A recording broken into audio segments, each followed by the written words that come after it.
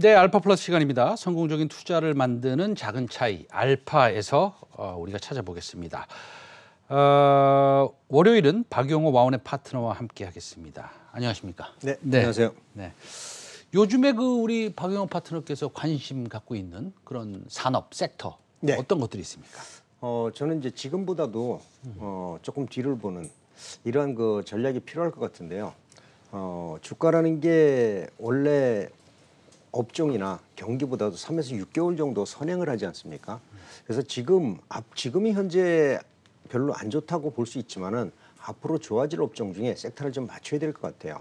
지금 많은 종목들이 많이 올라와 있어서 사실 그 추격 매수하기 좀 부담스럽거든요. 이랬을 때 과연 우리가 어떤 투자 전략을 세울까라고 보고 있는데, 이때 중요한 포인트가 하나 뭐냐면은 오늘보다도 내일을 보는 투자 전략이 필요하다는 말씀 드리겠습니다. 아하, 오늘보다도 내일을 보자. 네. 그러면은 결국에는 2분기, 3분기 실적이 지금 우리가 생각하는 것보다 예. 훨씬 더 많이 나올 수 있는 그런 섹터를 좀 보신다는 건데. 그런 섹터를 봐야죠. 예, 그런 섹터가 어떤 섹터가 있습니까? 뭐 여러 가지 섹터가 있는데 오늘 그 중에서 하나 말씀드릴 거는 자동차 섹터를 좀 보자고 말씀드리고 싶어요.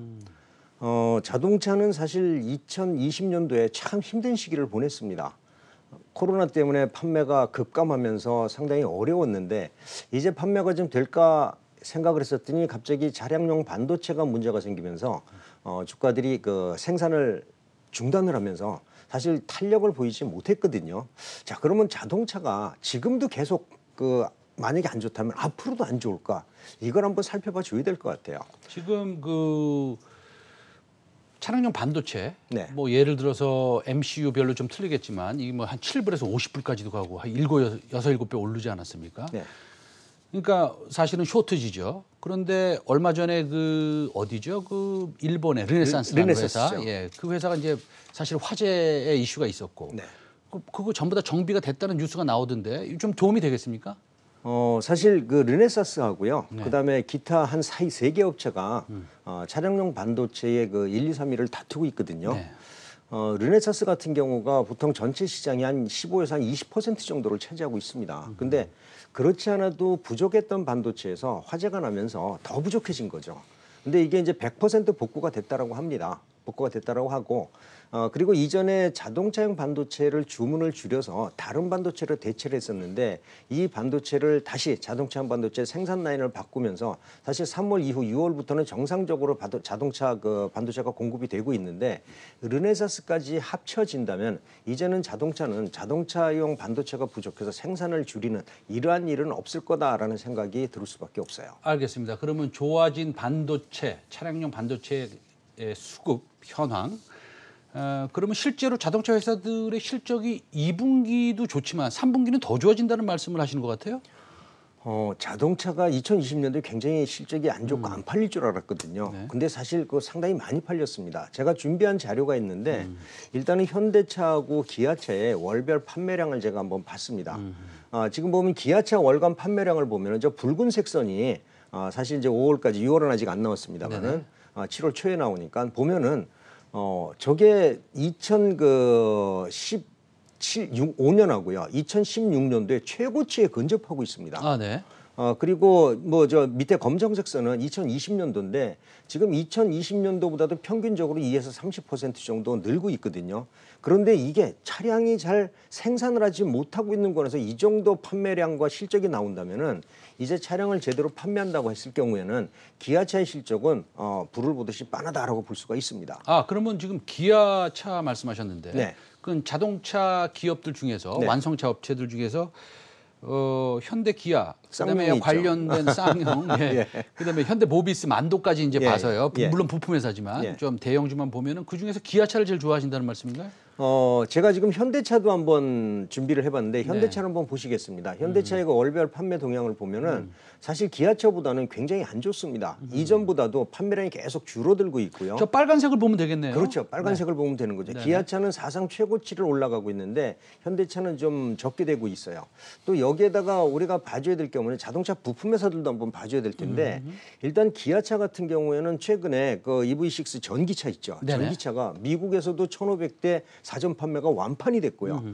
지금 국내에서 기아차 같은 경우에는 EV6를 올해 한 15,000대 정도 생산할 거다라고 예상을 했었는데 지금 예상 주문 수량만 3만에서 한 4만 대 정도 된다고 합니다. 아하, 그러면 기아차 좋아하시는데 네. 먼저 기아차에 대해서 간단히 좀 짚고 넘어가겠습니다. 네. 자, 그 밸류에이션은 어떻고 목표가는 어느 정도 우리가 지금 정하면 되겠어요?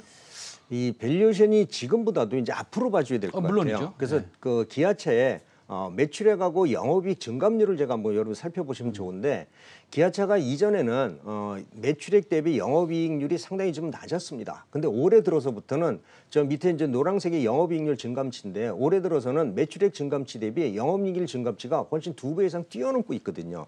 이 얘기는 뭐냐면은 지금 1분기까지는 그리 안 좋았지만은 2분기 이후에는 1분기에서 2월 되는 물량까지 합친다면은 2분기, 3분기, 4분기는 실적이 좋아질 수밖에 없다는 거고요. 그리고 지금 K5라든지 K8이라든지 뭐 EV6라든지 이런 것들이 대기 물량이 워낙 많아서 사실 기아차는 지금 실적보다도 올 연말 실적에 우리가 포워드라고 이제 얘기를 하잖아요. 네네. 보면은 최소한 30에서 한 40% 정도 증가할 확률이 높은데 거기에다 또 하나 포인트가 영업 이익률이 증가한다는 거예요. 이 포인트가 기업의 실적에 굉장히 중요한 포인트인데 기아차는 그래서 현대차보다도 판매량이 사상 최고치를 근접을 하고 있고요. 그다음에 최근 들어서 영업이익률이 높아지고 있다는 점은 우리가 얘기하는 EPS라고 하잖아요. 네. EPS가 좋아질 확률이 상당히 높은데 올해 그 EPS를 반영하지 않은 상태의 추정 EPS가 얼마냐면은 감안해서 지금 PER이 한 9 정도밖에 안 됩니다. 네네. 현대차는 지금 12 정도 되고 있거든요. 그래서 지금 기아차가 예전에는 현대차보다도 조금 다운그레이드 돼서 거래가 됐었는데 요즘에는 오히려 더 강한 모습을 보여주고 있다는 게 기아차의 투자 포인트다라고 보고요.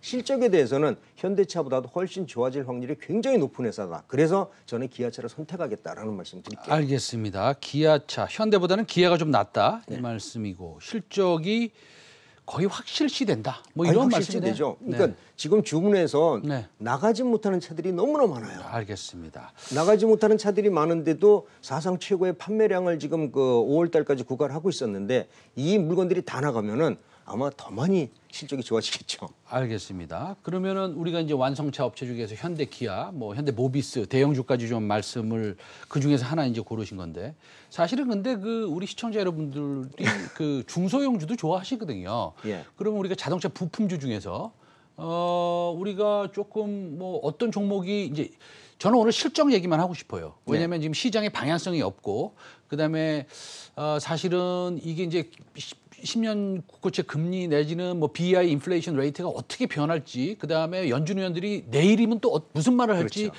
좀 당황스러운 그런 방향성이 없는 시장이니까 실적에 대해서만 좀 여쭤보면 혹시 그 자동차 부품주 중에서 실적이 뭐 소위 좀 급격히 좋아지는 탑픽 하나 소개해 주실 수 있습니까? 며칠 전에 자동차 부품주들이 네. 동반 반등을 한번 했을 거예요. 네. 이 부품주들을 보면은 주로 미국 현지에 공장에 있는 회사들이 좀 반등을 했습니다. 미국 현지 공장에 있는 회사. 이유는 뭐냐면 미국의 경기가 좋아지면서 자동차 판매가 상당히 늘어날 거라는 거죠. 지금 포드 같은 경우에도 이전에 생산을 중단했던 물량들을 다시 재가동하면서 판매량이 지금 늘고 있다라고 얘기를 하고 있기 때문에 뭐 기아도 마찬가지일 거고 현대도 마찬가지일 거예요. 그래서 저는 지금 자동차 부품 중에서는 일단은 미국 쪽에 공장을 가지고 있는 회사를 관심을 가지자라고 말씀드리는데 이 중에서도 여러분들한테 잘 알려지지 않았던 종목이 하나 있어요. 네. 이 다코스라고 하죠. 네네. 이 다코스라는 종목인데 이 종목을 DIC입니다. DIC. 예, DIC인데 실적이 뭐 괜찮습니까? 이게 작년에는 별로 좀 안 좋았죠. 네네. 4분기에 실적 적자가 다 청산을 했는데 이게 우리가 얘기하는 소위 빅베스라는 거죠. 일단은 빅베스를 통해서 다 청산을 하면서 네. 올해 1분기 실적은 뭐 엄청나게 좋아졌습니다. 영업이익이 약 120억 정도? 120억 정도가 예, 나왔군요. 근데 이게 1분기만 나오는 게 아니라 2분기에는 130억에서 140억 정도까지도 기대가 된다는 얘기를 하거든요. 네네. 이전에는 실적 부진이라든지 부채 비율 때문에 상당히 시장에서 외연을 받았지만은 이 회사가 미국 공장 그 판매량이 늘어날 게 저기 되고 있던 중장비라든지 자동차 부품 쪽에서 이 회사가 가지고 있는 기술이 또 독보적이라는 얘기들도 많이 있습니다. 전기차 부품의 그럼요. 매출이 조금 늘어나야지 밸류에이션도 조금 더 높게 받을 수 있을 텐데요. 근데 이 회사가 전기차 부품도 지금 많이 하고 있어요. 아하. 그래서 이 회사가 그 자동차 부품 중에서 사실은 80% 정도가 매출의 80%가 자동차 부품인데 네. 최근 들어서 전기차 비중 그 부품 비중이 한 20%까지 올라오고 있다는 얘기들이 있거든요. 이렇다면은 앞으로 미국도 전기차가 늘 거고 국내도 전기차가 늘을 텐데 이랬을 때 그동안 오르지 않고 시장에 관심을 받지 않았던 종목 우리가 하나 본다면은 이러한 종목들을 봐줘야 되는 거죠. 밸류에이션 어떻게 됩니까? 밸류에이션이 좀 중요할 것 같은데 이런 종목은요. 예, 지금 현재 밸류에이션을 보면은요.